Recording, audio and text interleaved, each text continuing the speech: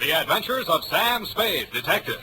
Brought to you by Wild Root Cream Oil Hair Tonic, the non-alcoholic hair tonic that contains lanolin. Wild Root Cream Oil. Again and again, the choice of men and women and children, too.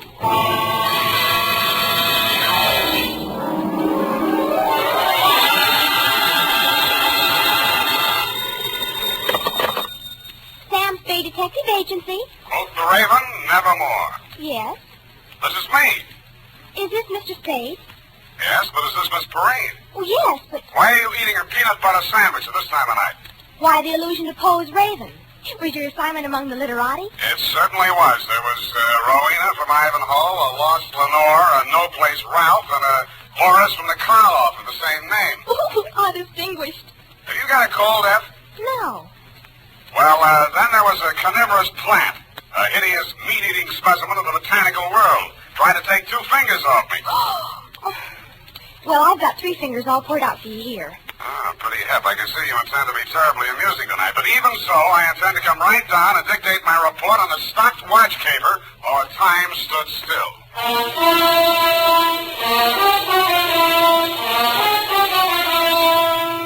Dashiell Hammett, America's leading detective fiction writer and creator of Sam Spade, the hard-boiled private eye, and William Spear, radio's outstanding producer-director of mystery and crime drama, join their talents to make your hair stand on end with the adventures of Sam Spade. Presented by the makers of Wild Root Cream Oil for the hair. Well, in a few weeks, many of us will be going bareheaded now and then, meaning we'll have to pay more attention than ever to the appearance of our hair. The best way I know to always keep your hair in trim is to use Wild Root Cream Oil Hair Tonic. Wild Root Cream Oil grooms your hair neatly and naturally, removes loose dandruff, and relieves dryness, which may be even more prevalent when your hair is exposed directly to the wind and sun. So right away, get the 25-cent get-acquainted bottle of Wild Root Cream Oil Hair Tonic. Again and again, the choice of men and women and children, too. And now, with Howard Duff starring as Spade, Wild Root brings to the air the greatest private detective of them all, in the adventures of Sam Spade.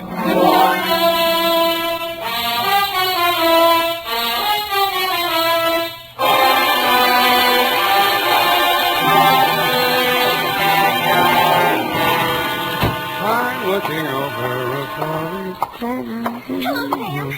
That's a mighty sharp routine you give a purring on the phone. Where's Effie? Who are you? Sam, don't you remember me? Buffy. Certainly not. I never saw... Buffy, wait a minute. Do I sense a certain family resemblance? No, you can't be Effie's little sister, Buffy. Yes. Big girl now. But thanks anyway for the tinker toys you sent me last Christmas. I'd kill myself. I intend to start having children of my own just as soon as it's practical. Where's that, Buff? She had to go to L.A. to visit a sick friend. A likely story. No, really. Chapter and verse, please. St. Joseph's Hospital in Burbank. They went to school together, and her name is Lorene Tuttle. She's an actress. Yes, I know. A very fine actress. Is it serious? I hope not for Effie's sake. They're very close. Yeah. Well, what now? You take shorthand, Buff? Sort of. Spoken like a true Marine. Come on in.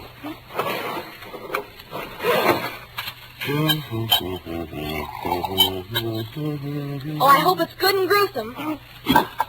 I take it back. I meant the caper, not what you're drinking. Okay, Buff, you win. Ready? Why not? Date April 10, 1949 to Deputy Sheriff Bill Woodington, Marin County Sheriff's Office, San Rafael, California, from Samuel Spade, license number... 37596. Oh, steady listener.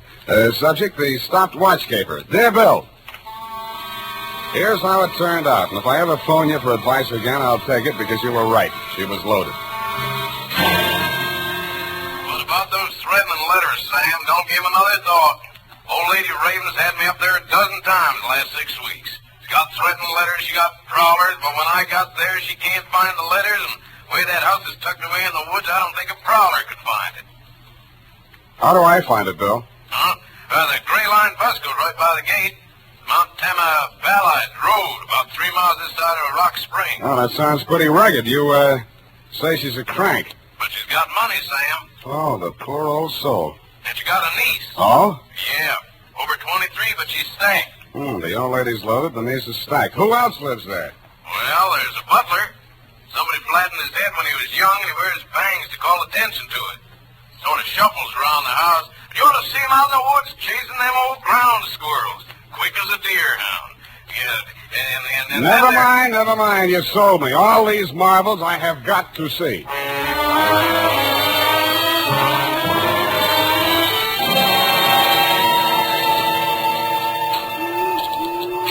It was only 3 in the p.m. when I skulked in through the gates of Ravenswood, but it was so dark the hooty owls hadn't gone to bed yet. The fog snaked in and out through the dripping trees, long, chill ribbons of ghastly fog borne on the sobbing wind. I mushed on into the deepening gloom of the forest primeval. After 10 minutes of that, I began to wonder if there was any house there. When I saw it, I still wondered. It looked more like a fungus growth.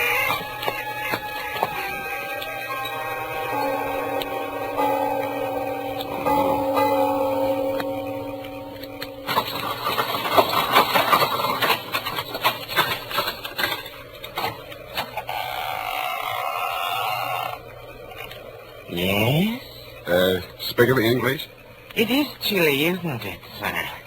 Won't you come in? Sure, why not? Yes, I expected that. If you'll be so kind as to wait here, sir, I'll inform Miss Rowena of your arrival. Thank you, Jimmy Stewart. Forrest, who's out there? Is it the man with the hemlock? Answer me, you brute! Oh. Where is it? Did you say Hemlock? Oh, you must be my aunt's detective. Spade, was it? It is, right. I'm Ralph Raven. Come along with me, Spade. I have something interesting to show you. Ralph Raven was the one member of the household you hadn't described to me, and no wonder. The wasted figure that looked up at me from the wheelchair was more like a ghost than a man. His face was chalk white. So white it seemed almost luminous, and the skin clung so close to his skull there seemed to be no flesh beneath it.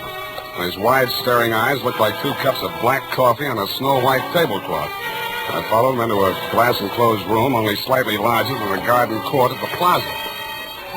The humidity was several points higher than the dripping woods, and the temperature was several degrees lower. But the plants he had growing there seemed to thrive on it. As I edged nervously through the dense, quivering foliage, I noticed a strange-looking yellow-green pod, about the size of a milk bottle at the end of a long, tubular stem. It leaned over, opened its red mouth, and said, "Hey, what is that thing?" Oh, that's my Sarracenia gigantosa. Meat eater. Carnivorous plant. Don't be frightened. I just fed it. Don't tell me. You know what it eats? Acts like it needs a dose of bicarb. No, perfectly healthy. Merely part of the digestive process, even as you and I. Not me. But over here, you're a detective. These plants should interest you. Oh, don't touch that mandrake. Never thought of it. It won't cry out. No vocal cord. Oh, I see. It's very sensitive. Oh, sensitive.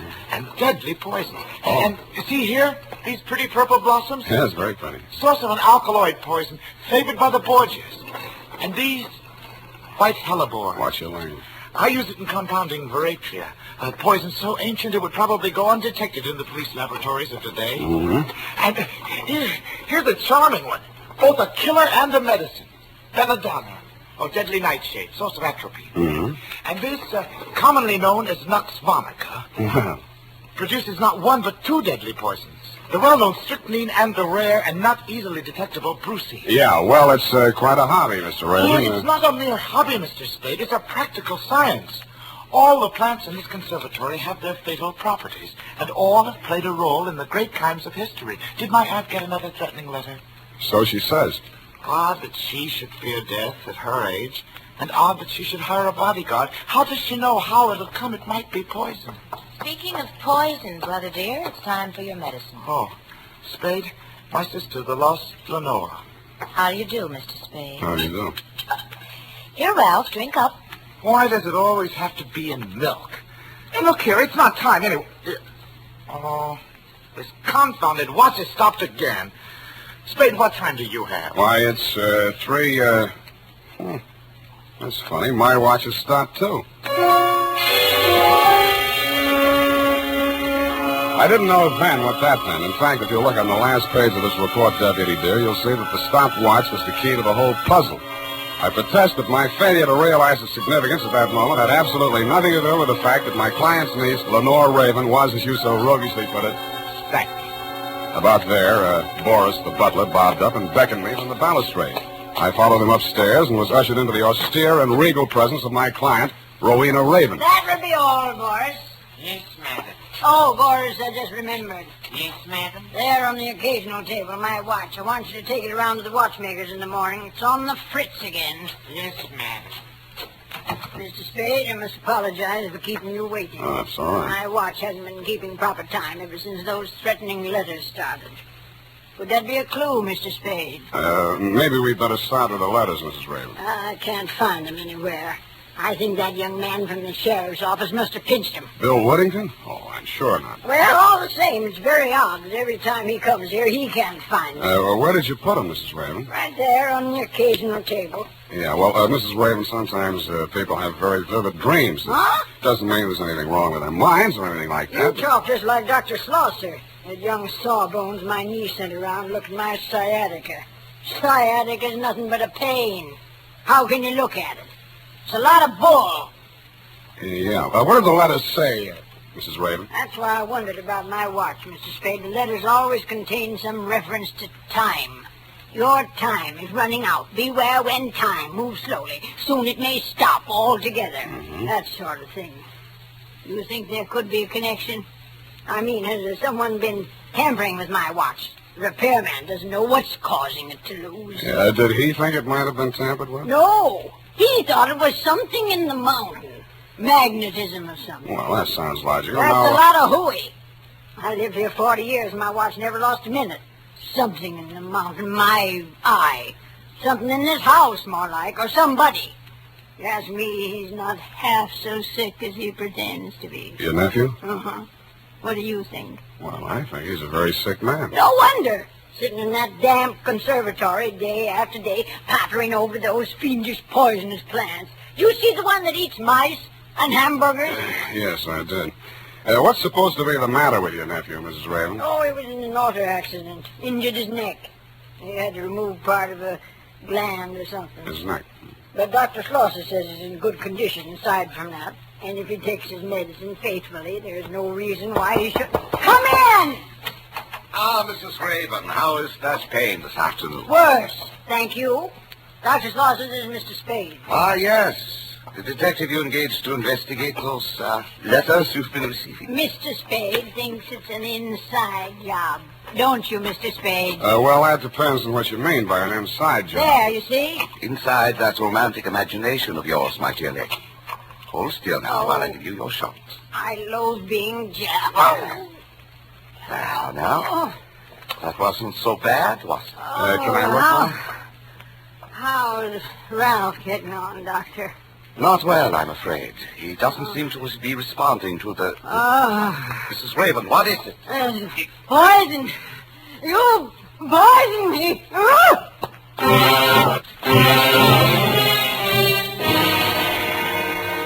The cry she uttered was only half as terrible as the expression on her pain-contorted face. She pitched forward on her chair with both fists clenched and shaking as if in anger at the doctor standing before her. He put down the empty hypodermic on the occasional table. Yeah. Help me carry her to the couch. Yeah, sure. Take away that pillow. She must lie perfectly flat. There. That's better now. She's relaxing. I'm dying. There was poison in that needle. Please, Mrs. Raven, it was only sedative to make you sleep. Sleep. The time is running out. The poor woman. Malignant condition. Only a matter of time. Does she know? That she has only a short time to live? Oh, yes. Well, I have another call. Do you have the time my watch seems to have stopped? Another one. I beg your pardon. Nothing. I left my watch at home. Oh, then Ludwig, something terrible. Your aunt is sleeping. You'd better come down to the conservatory right away. Ralph is in terrible pain. What kind of pain? He keeps saying he's been poisoned. What? Well, come along. Take that hypo to the kitchen door and sterilize it. Where is it? On the table there. He stopped in his tracks. His mouth fell open, and he gaped at the tabletop where he put down the hypodermic. In its place, it appeared two items. An old-fashioned lady's watch and a note written in green ink. The note said, "Time must have a stop." I picked up the watch and held it to my ear. You guessed it. It wasn't ticking. I had a hunch my client wasn't either. And I was right.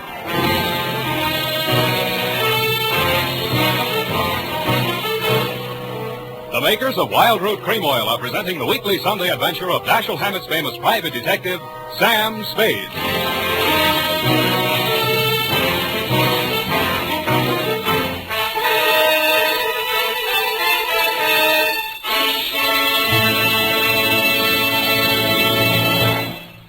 Now, here's important news on good grooming.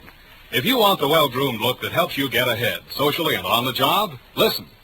Recently, thousands of people from coast to coast who bought Wild Root Cream Oil for the first time were asked, how does Wild Root Cream Oil compare with the hair tonic you previously used?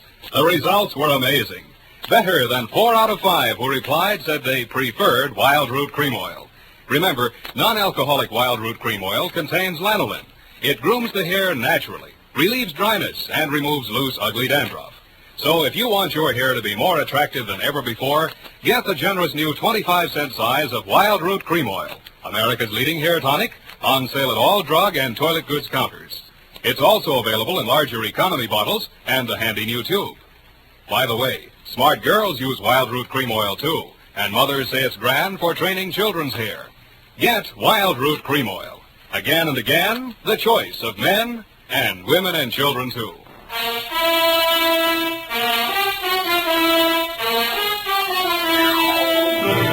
And now, back to the stopwatch keeper. Tonight's adventure with Sam Spade.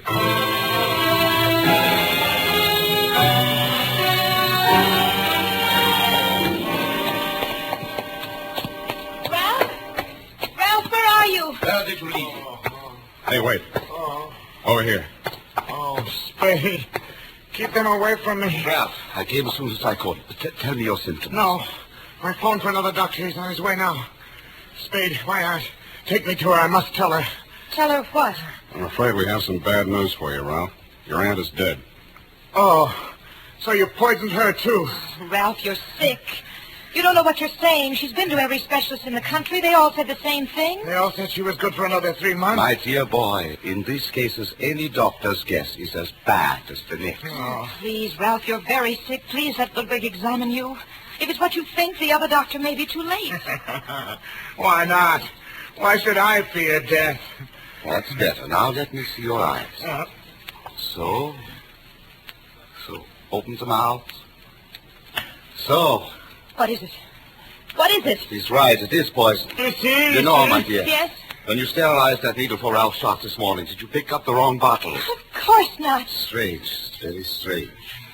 But don't worry, Ralph. There's a very simple antidote. Oh, thank heaven. You should, my dear. Indeed you should.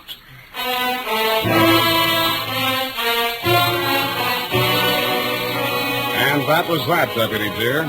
2 doctors and the county coroner took one look at my late client's medical history and decided on death due to natural causes. I didn't think so, and neither did you. So there really were threatening letters. I saw one. You sure now, Sam? Sure, I'm sure. Where'd you say it was? On the occasional table. Yeah.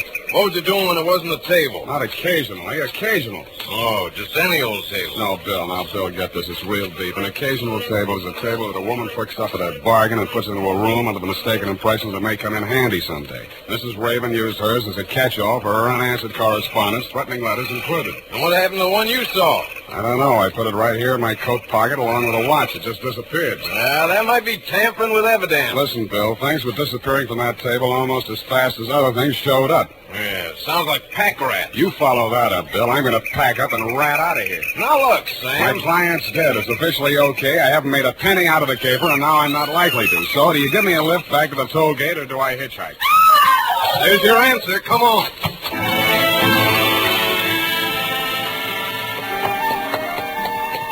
When we reached the second bedroom, whence the scream had come, we found the lost Lenore looking well found in something comfortable. She standing center stage, regarding herself with horror in a full-length mirror. She looks awful pale, Bill. You better get downstairs and get some ice water, she might faint. You think so? Yeah, hurry up. I'll stay here and keep up a circulation in case anything happens. Yeah, you're right. Beat it. Oh, it's you. I thought... You thought what? Look, I found these on my pillow. One watch, one threatening letter. Whose watch? Mine. I left it on the dressing table when I went in to cream my face. When I came out, somebody had slipped this under it. On the dressing table? No, under my pillow. You said on your pillow. I meant under. I mean on. I don't know what I mean. What are you trying to do to me? Just trying to get things straight. But the note. Look at it. It's exactly the same as the one he left in my aunt's room. Why do you say he? Oh, I don't know. Yes, I do. It's because I don't trust Ludwig. Dr. Schlosser. That figures he doesn't trust you either.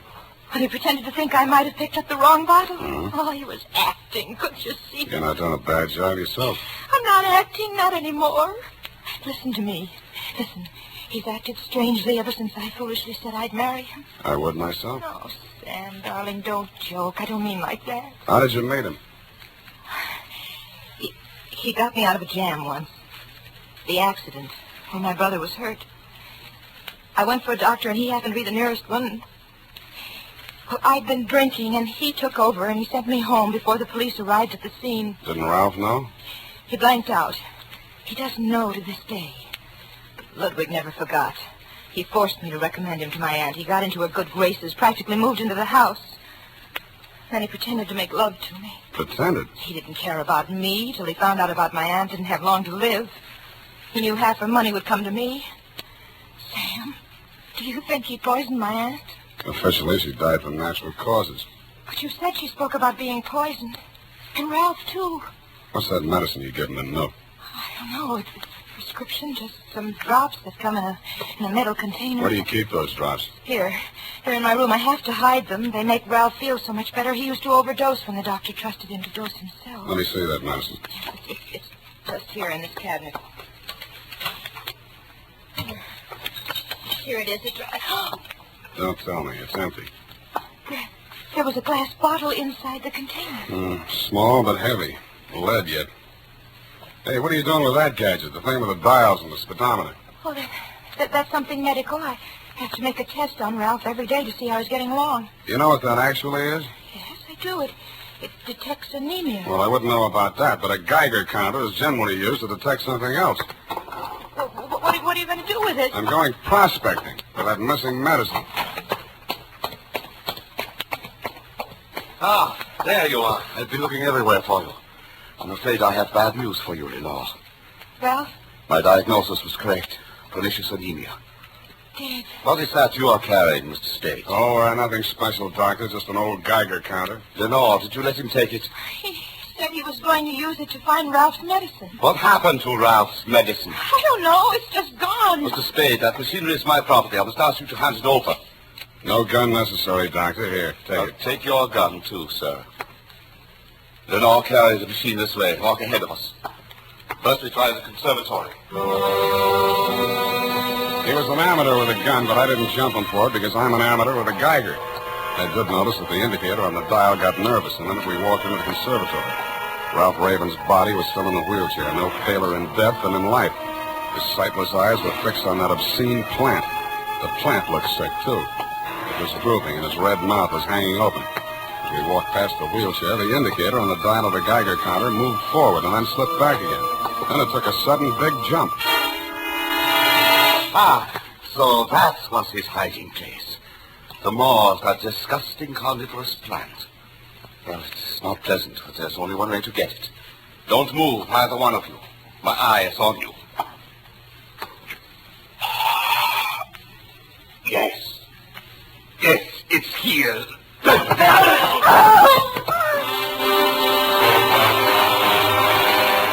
first, I thought the plant had bitten him. But then he pulled his hand out, and I saw what had happened. There was a hypodermic outfit stuck in the heel of his hand. It surprised him no end, but he still managed to hold on to that gun. He swung it away from me and was holding it on Lenore. You knew. No, I didn't. You must have. Ralph knew. He must have told you. No, I swear he didn't. What do you think I did this for?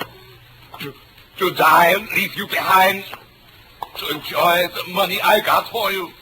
No, you will come with me. Oh, no, you don't know what you're doing. There's someone right... Shut up. What are you looking at? What's behind me? Don't bother rushing, Sam. I've got it. Hold it, Bill. Yeah. How's that for shooting, Sam? Yeah. You find a bullet hole in them, Bill, and I'll call it good.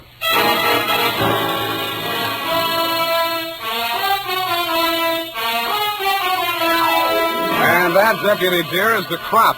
And it's all carnivorous. In case you're still wondering what dropped him when your shots missed, it was the poison in that hypodermic needle which Ralph had planted there for that very purpose and then baited the trap of the all-important missing medicine. Later on, I learned that what the doctor had been feeding him was the right medicine for what ailed him, an isotope of iodine. It seems it's radioactive like uranium, but if you take too much of it, you die. Not of poisoning, but of pernicious anemia, which is how the doctor planned for Ralph to die. It also magnetizes watches so they don't keep the right time. And if they're cheap ones, like mine, they may stop altogether. Period, and a report. Got all that, Buffy? I got it, Sam, but I don't get it. Buffy, people have studied all their lives to learn about atomic stuff like isotopes, and you expect me to teach you everything in one easy lesson. Oh, no, Sam, I know about that. But who killed who? Whom, dear? The doctor killed everyone, but Ralph loaded the needle. Then they were accomplices? No, Buff, get this. It's real shallow. Ralph knew there was no way in the world to prove that the doctor was killing him and hastening his aunt's demise, so he saw to it that she got a dose of detectable poison and did himself the same favor. Now, like a good girl, go type that up,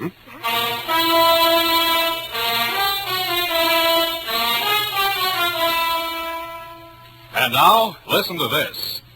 More and more millions agree every day. Wild Root Cream Oil has become America's favorite hair tonic because of the neat, natural way it grooms the hair. Because of the quick, easy way it relieves dryness and removes loose dandruff. Get non-alcoholic Wild Root Cream Oil with lanolin right away. And ask your barber for a professional application of Wild Root Cream Oil Hair Tonic. Again and again, the choice of men and women and children, too.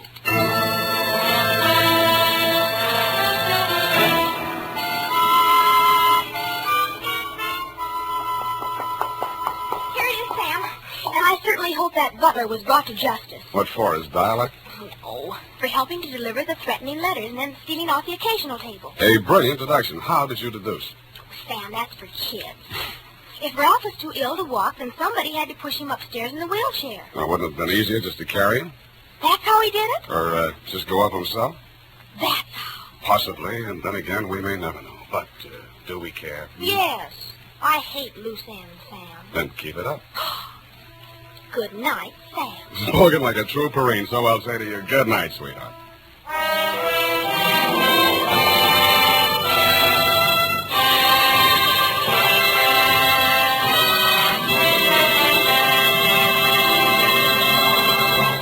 The Adventures of Sam Spade, Dashiell Hammett's famous private detective, are produced and directed by William Spear.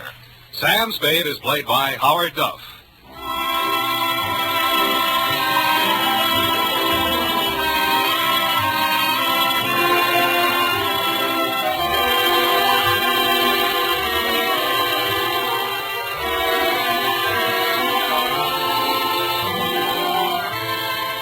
The Adventures of Sam Spade are written for radio by Bob Tallman and Gil Dowd.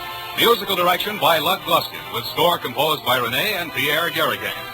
Join us again next Sunday when author Dashiell Hammett and producer William Spear join forces for another adventure with Sam Spade. Brought to you by Wild Root Cream Oil. Again and again, the choice of men and women and children, too.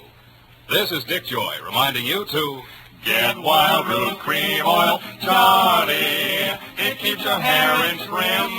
You see, it's non-alcoholic, Charlie. It's made with soothing lanolin. You better get Wild Root Cream Oil, Charlie. Start using it today. You'll find that you will have a tough time, Charlie. Keeping all the gals away. Hiya, Baldy. Get Wild Root right away.